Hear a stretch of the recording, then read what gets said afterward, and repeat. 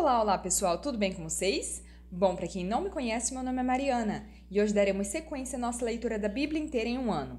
Estamos no dia 231 e vamos seguir a partir de Esther, capítulo 4, que diz o seguinte: O pedido de Mardoqueu a Esther. Quando Mardoqueu soube de tudo o que tinha acontecido, rasgou as próprias vestes, vestiu-se com pano de saco, cobriu-se de cinza e saiu pela cidade, chorando amargamente em alta voz. Foi apenas até a porta do Palácio Real, porque ninguém vestido com pano de saco tinha permissão de entrar. Em cada província onde chegou o decreto com a ordem do rei, houve grande pranto entre os judeus, com jejum, choro e lamento. Muitos se deitavam em pano de saco e em cinza.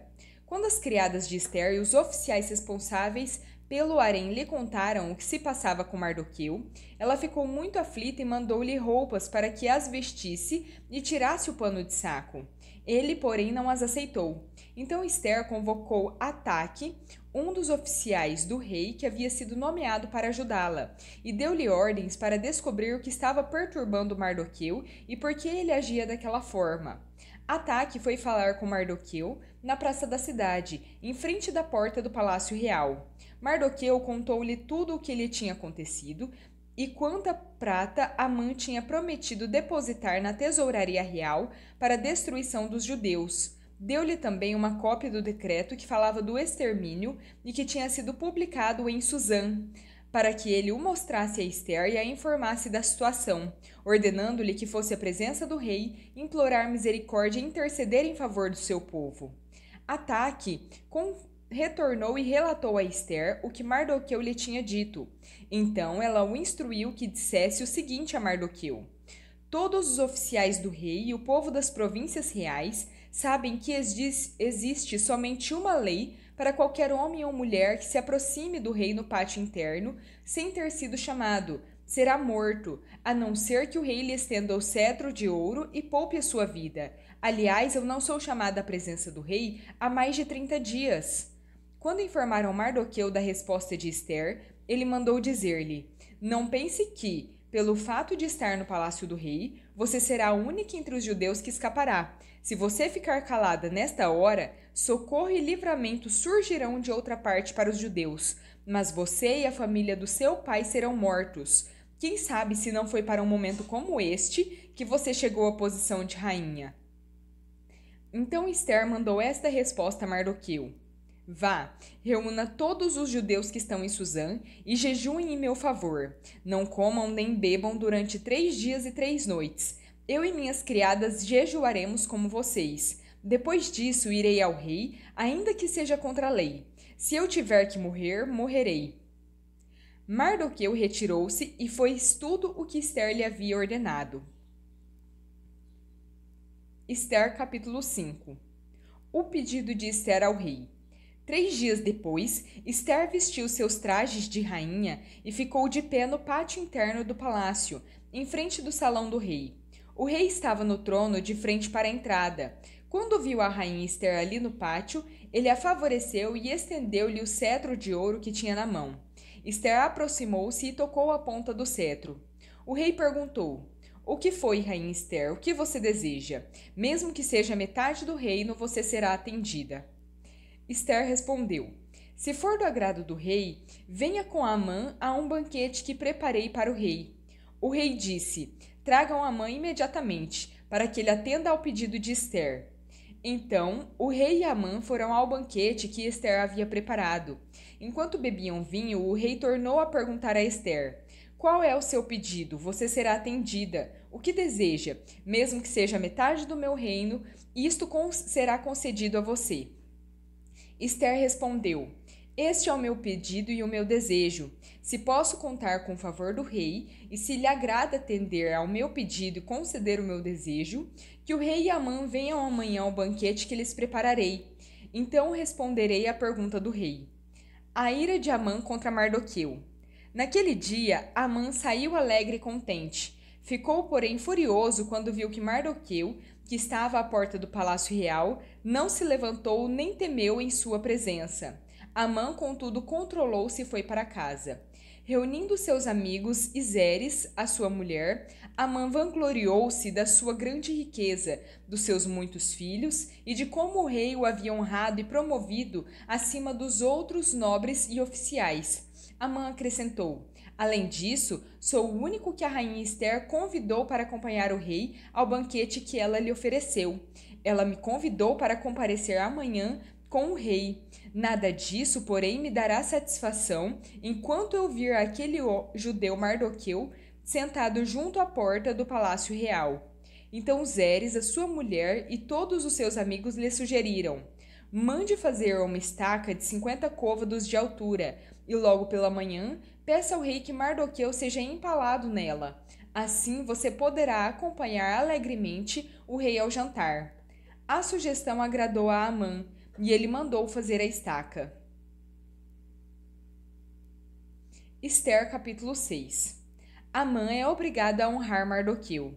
Naquela noite o rei não conseguiu dormir, por isso ordenou que trouxessem o livro das crônicas do seu reinado.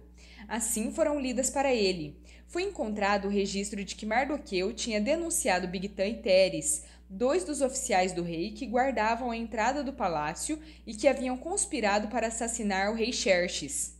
Que honra e reconhecimento Mardoqueu recebeu por isso? Perguntou o rei. Os seus assistentes pessoais responderam: nada lhe foi feito. O rei perguntou: quem está no pátio? Ora, Amã havia acabado de entrar no pátio externo do palácio para pedir ao rei o empalamento de Mardoqueu na estaca que ele lhe havia preparado. Os assistentes pessoais do rei responderam: é Amã que está no pátio. Façam-no entrar, ordenou o rei. Entrando Amã, o rei lhe perguntou: o que se deve fazer ao homem que o rei tem o prazer de honrar? Amã pensou comigo: a quem o rei teria prazer de honrar, senão a mim? Por isso respondeu ao rei: ao homem que o rei tem prazer de honrar, ordena que tragam um manto com o qual o próprio rei se veste e um cavalo no qual o rei tenha montado e em cuja cabeça leve a coroa real.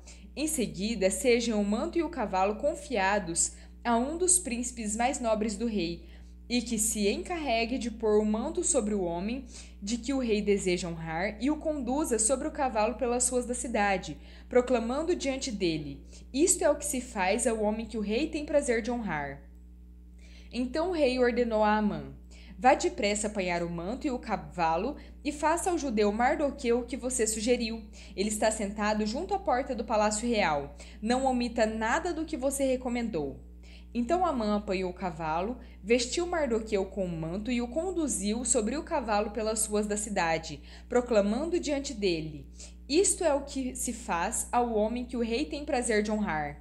Depois disso, Mardoqueu voltou para a porta do palácio real. Amã, porém, correu para casa com a cabeça coberta em lamento, muito aborrecido, e contou à sua mulher Zeres e a todos os seus amigos tudo o que lhe havia acontecido. Tanto os seus conselheiros como Zeres, a sua mulher, lhe disseram: visto que Mardoqueu, diante de quem você começou a cair, é de origem judaica, você não terá condições de enfrentá-lo. Sem dúvida, você ficará arruinado. Enquanto ainda conversavam, chegaram os oficiais do rei e, às pressas, levaram Amã para o banquete que Esther havia preparado. Esther capítulo 7. O empalamento de Amã. O rei e Amã foram ao banquete da rainha Esther. Enquanto bebiam vinho no segundo dia, o rei perguntou de novo: Rainha Esther, qual é o seu pedido? Você será atendida. O que deseja? Mesmo que seja metade do reino, isso lhe será concedido. Então a rainha Esther respondeu: se posso contar com o favor do rei, e se isso lhe agrada, poupe a minha vida e a vida do meu povo. Este é o meu pedido e o meu desejo, porque eu e o meu povo fomos vendidos para extermínio, morte e aniquilação. Se apenas tivéssemos sido vendidos como escravos e escravas, eu teria ficado em silêncio, porque nenhuma aflição como essa justificaria perturbar o rei. O rei Xerxes perguntou à rainha Esther: quem se atreveu a uma coisa dessa? Onde está ele? Esther respondeu: o adversário inimigo é Amã, este ímpio. Diante disso, Amã ficou apavorado na presença do rei e da rainha. Furioso, o rei levantou-se, deixou o vinho, saiu dali e foi para o jardim do palácio. Percebendo Amã que o rei já tinha decidido condená-lo, ficou ali para implorar por sua vida a rainha Ester. Ao voltar, o rei do jardim do palácio ao salão do banquete, viu Amã caído sobre o divã onde Ester estava reclinada. Então exclamou: chegaria ele ao cúmulo de violentar a rainha na minha presença e na minha própria casa? Mal o rei terminou de dizer isso, alguns oficiais cobriram o rosto de Amã. Então Arbona, um dos eunucos a serviço pessoal do rei, disse: há uma estaca de 50 côvados de altura junto à casa de Amã, que ele fez para Mardoqueu, aquele que interveio em favor do rei. Então o rei ordenou que ele seja empalado nela. Então empalaram Amã na estaca que ele tinha preparado para Mardoqueu. Com isso, a ira do rei se acalmou. 1 Coríntios capítulo 12. Quanto aos dons espirituais, irmãos, não quero que vocês sejam ignorantes. Vocês sabem que, quando pagãos, eram atraídos e levados para os ídolos mudos. Por isso eu afirmo que ninguém que fala pelo Espírito de Deus diz: Jesus seja amaldiçoado. E ninguém pode dizer Jesus é Senhor, a não ser pelo Espírito de Deus. Há diferentes tipos de dons, mas um mesmo Espírito. Há diferentes tipos de serviço, mas o Senhor é o mesmo. Há diferentes tipos de atuação, mas é o mesmo Deus que efetua tudo em todos. A cada um, porém, é dada a manifestação do Espírito, visando ao bem comum. A um, pelo Espírito, é dada a palavra de sabedoria, a outro, pelo mesmo Espírito, a palavra de conhecimento, a outro, fé, pelo mesmo Espírito, a outro, dons de curar, pelo mesmo Espírito, a outro, poderes para realizar milagres, a outro, profecia, a outro, discernimento de espíritos, a outro, variedade de línguas, a outro ainda, a interpretação de línguas. Todas essas coisas, porém, são realizadas pelo mesmo e único Espírito, e ele as distribui a cada um como quer. Ora, como o corpo é somente um, mas tem muitos membros, todos os membros do corpo, embora sejam muitos, são um só corpo. Assim também é Cristo, pois também todos nós fomos batizados em um único Espírito para constituir um só corpo, quer judeus, quer gregos, quer escravos, quer livres. A todos nós foi dado beber de um só Espírito. Portanto, o corpo não é feito de um só membro, mas de muitos. Se o pé disser, porque não sou mão, não pertenço ao corpo, nem por isso deixa de fazer parte do corpo. Se o ouvido disser, porque não sou olho, não pertenço ao corpo, nem por isso deixa de fazer parte do corpo. Se o corpo fosse todo olho, onde estaria a audição? Se o corpo todo fosse ouvido, onde estaria o olfato? De fato, Deus dispôs cada um dos membros do corpo segundo a vontade dele. Se todos fossem um só membro, onde estaria o corpo? Assim há muitos membros, mas um só corpo. O olho não pode dizer à mão: não preciso de você. Nem a cabeça pode dizer aos pés: não preciso de vocês. Ao contrário, os membros do corpo, que parecem mais fracos, são indispensáveis, e os membros que consideramos menos honrosos, tratamos com especial honra. Igualmente, os membros que em nós são indecorosos, são tratados com decoro especial, já que os que em nós são decorosos não precisam ser tratados de maneira especial. Deus, no entanto, estruturou o corpo dando maior honra aos membros que dela tinham falta, a fim de que não haja divisão no corpo, mas sim que todos os membros cuidem igualmente uns dos outros.